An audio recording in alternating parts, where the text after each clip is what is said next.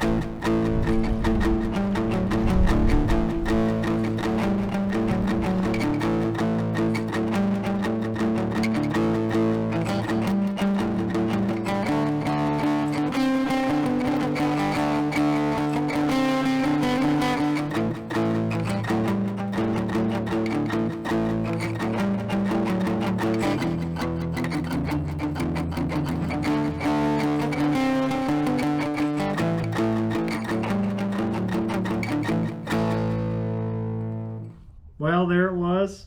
That was the trip. Ended up catching some fish. Started out pretty slow.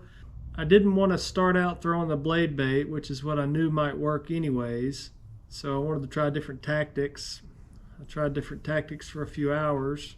It seemed like a few hours, might not have been that long, and then I started throwing the blade bait again and caught fish. So what do you do?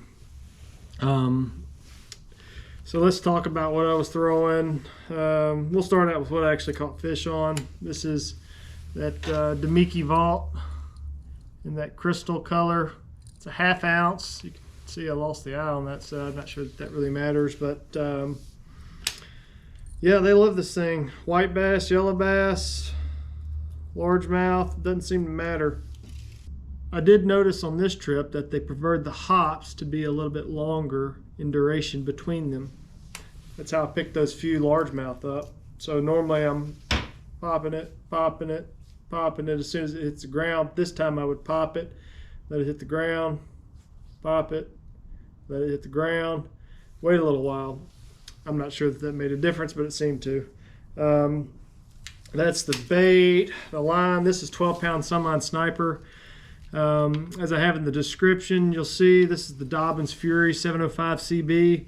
It's a crankbait rod. It's got a nice parabolic bend. I really like it. I'm not sure what I'd do if I loaded up on a big fish on this thing, but with those white bass and all that, you can't see that in the video, but this thing really flexes and keeps them pinned while they're shaking.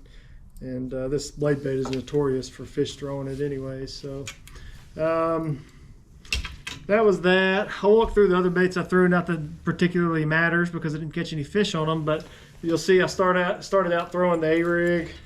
This is that tactical flex rig that Tactical Bassin worked with Hog Farmer to come out with. The biggest difference on this thing is that it's got 3 dummy baits up top, and it's got light wire, so whenever you pulse it, it flexes pretty good and gives that lifelike bait ball look. You'll see the tail. I dyed it chartreuse while I was out there because the water was quite muddy, and I wanted them to be able to see it and differentiate that lower middle hooked bait. In Tennessee, we're only allowed to have 3 hooks, so that's why you only have 3 hooks on this bait. But that's what it started it out throwing. I switched over to the DT8 again because the water was muddy. I went with a little bit brighter, bolder color. This red crawl color. This guy here. I like that DT8. I like it a lot. It's the same size as the DT6, but it dives deeper, and it seems to have a tighter wobble. And especially this time of the year, it's got just the slightest knocker in it, and it's pretty subtle. Didn't catch any fish on it, so it doesn't really matter. But also like to throw this OG Slim. This is a custom painted one. It's the Demon color. So it's got a purplish back, red sides, orange bottom, pink on the sides as well. Little expert tip. Those Gamakatsu G Finesse number 3 hooks are an excellent replacement if you don't like those real thick VMC hooks that they put on these things stock. I like those G Finesse hooks on these things, especially with these soft Dobyns 705 CB rods. If you get bit, you just got to lean into them. There's no hook set, and they're stuck, and they're pinned because you've got the parabolic action on the rod. You also saw me throwing this new Tiny, the OG Tiny. So that was the Slim. Here's the Tiny. You can see the size difference. It's quite a bit smaller. It's quite a bit lighter and quite a bit thinner, as you can see.